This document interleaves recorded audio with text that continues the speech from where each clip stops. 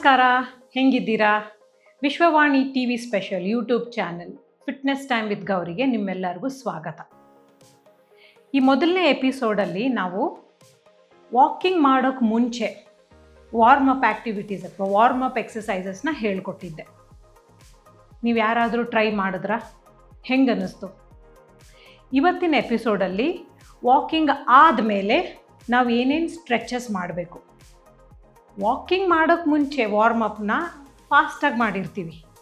Walking ಆದಮೇಲೆ ಮಾಡುವಂಥ ಸ್ಟ್ರೆಚಸ್ನ hold ಮಾಡಿ ಸ್ಲೋ ಆಗಿ ನಿಧಾನವಾಗಿ ಮಾಡ್ತೀವಿ. ತೋರಿಸ್ಕೊಡ್ಲಾ? ಇವತ್ತಿನ ಎಪಿಸೋಡ್ನ ಮೊದಲನೇ ಸ್ಟ್ರೆಚ್, ಒಂದು ಕಾಲನ್ನು ಮಡಚಿಬಿಟ್ಟು ಈ ಥರ ಆ್ಯಂಕಲ್ ಹೋಲ್ಡ್ ಮಾಡಿ ಹಿಂದಕ್ಕೆ ಎಳೆದಿಟ್ಕೊಳ್ಳಿ. ನಿಮಗೆ ಬ್ಯಾಲೆನ್ಸ್ ತಪ್ಪುತ್ತೆ ಅಂದರೆ ಏನಾದರೂ ಒಂದು ಸಪೋರ್ಟ್ ತೊಗೊಂಡು ಹೋಲ್ಡ್ ಮಾಡಿ.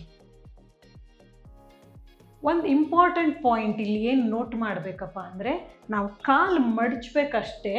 ಕಾಲು ಮಡಚಿದಾಗ ಈ ಥರ ಮುಂದಕ್ಕೆ ಬಗ್ಗಬಾರ್ದು. ಸ್ಟ್ರೆಚ್ ಮಾಡಿ ನಿಮ್ಗೆ ಎಷ್ಟಾಗುತ್ತೋ ಅಷ್ಟೊತ್ತು ಹೋಲ್ಡ್ ಮಾಡಿಬಿಟ್ಟು ನಿಧಾನವಾಗಿ ಬ್ರೀದ್ ಮಾಡಿ. ಸ್ಟ್ರೆಚ್ ಮಾಡಿ ಬ್ರೀದ್ ಮಾಡುವಾಗ ಮಸಲ್ಸ್ ಸ್ಲೋ ಆಗಿ ರಿಲ್ಯಾಕ್ಸ್ ಆಗುತ್ತೆ. ಇನ್ಹೇಲ್ ಎಕ್ಸ್ಹೇಲ್ ಸ್ಟ್ರೆಚ್ ಹೋಲ್ಡ್ ಮಾಡಿದಾಗ. ಈ ಸ್ಟ್ರೆಚ್ ಮಾಡೋದ್ರಿಂದ ಕಾಲಿನ ಮುಂಭಾಗ ಇಲ್ಲಿ ಸ್ಟ್ರೆಚ್ ಆಗುತ್ತೆ. ಇವತ್ತಿನ ಎರಡನೇ ಸ್ಟ್ರೆಚ್, ಒಂದು ಕಾಲನ್ನು ಮುಂದಕ್ಕೆ ತಗೊಂಡು ಹಿಂಬಡಿ ಮಾತ್ರ ನೆಲದ ಮೇಲಿಡಿ. ಹಿಂದ್ಗಡೆ ಕಾಲನ್ನು ಲೈಟಾಗಿ ಮಡಚಿಬಿಟ್ಟು ಈ ಹಿಂದ್ಗಡೆ ಕಾಲು ಮತ್ತು ಮುಂದ್ಗಡೆ ಕಾಲು ಎರಡು ಒಂದೇ ಲೈನಲ್ಲಿ ಬರಬೇಕು.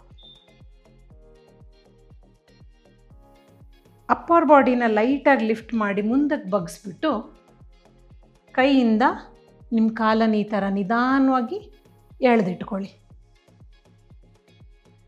ಈ ಸ್ಟ್ರೆಚ್ ಮಾಡುವಾಗ ನಾವು ಏನು ನೆನಪಿಟ್ಕೋಬೇಕಪ್ಪ ಅಂದರೆ, ನಮ್ಮದು ಅಪ್ಪರ್ ಬಾಡಿ ಈ ಥರ ಗೂನಾಗಬಾರ್ದು. ಎಷ್ಟಾಗುತ್ತೋ ಅಷ್ಟು ಆ ಥರ ಫ್ಲ್ಯಾಟ್ ಮಾಡಿಟ್ಕೊಂಡು ಹೋಲ್ಡ್ ಮಾಡಿ ನಿಧಾನವಾಗಿ ಬ್ರೀದ್ ಇನ್ ಆ್ಯಂಡ್ ಬ್ರೀದ್ ಔಟ್. ಪ್ರತಿ ಒಂದು ಸ್ಟ್ರೆಚ್ನ ನಾವು 30 ಸೆಕೆಂಡ್ ಇಲ್ಲ 40 ಸೆಕೆಂಡ್ ಹೋಲ್ಡ್ ಮಾಡ್ಬೋದು. ಆಗೋದೇ ಇಲ್ಲ ಹೋಲ್ಡ್ ಮಾಡೋಕ್ಕೆ 30 ಸೆಕೆಂಡ್ ಅಂದರೆ 20 ಸೆಕೆಂಡ್ ಆದ್ರೂ ಟ್ರೈ ಮಾಡಿ. ಈ ಥರ ಎರಡು ಕಾಲ್ಗೂ ಈ ಸ್ಟ್ರೆಚ್ ಮಾಡಿ. ಇವತ್ತಿನ ಮೂರನೇ ಸ್ಟ್ರೆಚ್ಚಲ್ಲಿ ಒಂದು ಕೈಯನ್ನು ಕಾಲಿನ ಪಕ್ಕದಲ್ಲಿ ಇಟ್ಟುಕೊಂಡು ಬಲಗೈ ಮೇಲಕ್ಕೆ ಎತ್ಬಿಟ್ಟು ನಿಧಾನವಾಗಿ ಎತ್ತುತ್ತಾ ಹೋದಂಗೆ ನಿಮ್ಮದು ಎಡಗಡೆ ಸೈಡಿಗೆ ಬಗ್ತಾ ಹೋಗಿ. ನಿಧಾನವಾಗಿ ಬಗ್ಗಿ ಹೋಲ್ಡ್ ಮಾಡಿ. ಹೋಲ್ಡ್ ಮಾಡುವಾಗ ಸ್ಟ್ರೆಚ್ ಅಷ್ಟೇ ಹೋಲ್ಡ್ ಮಾಡಬೇಕು, ನಮ್ಮದು ಬ್ರೆತ್ನ ಹೋಲ್ಡ್ ಮಾಡಬಾರ್ದು.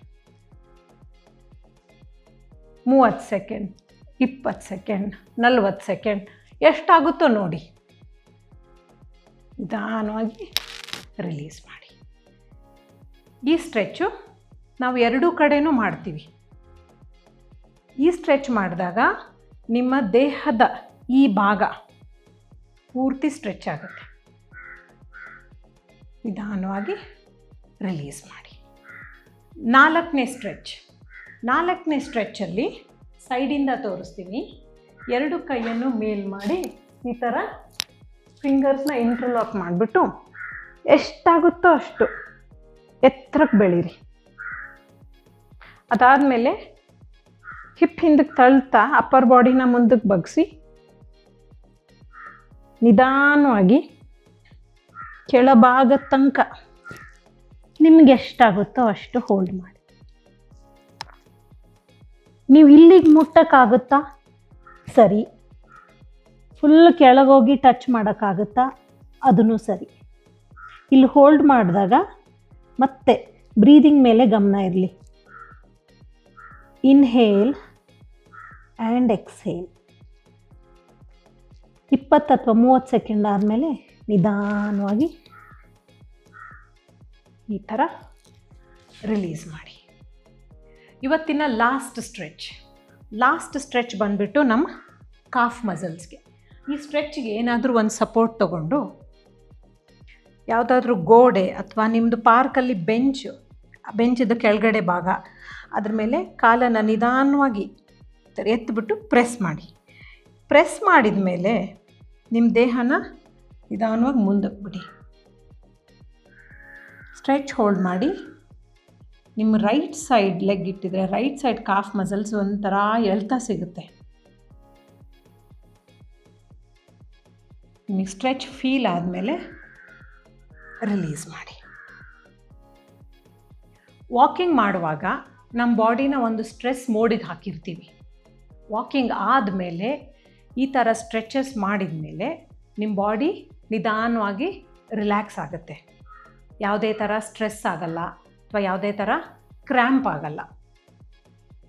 ಟ್ರೈ ಮಾಡಿ ಹೇಳ್ತೀರಲ್ವ, ಕಮೆಂಟಲ್ಲಿ ನನಗೂ ತಿಳಿಸಿ ಹೆಂಗನ್ನಿಸ್ತು ಅಂತ.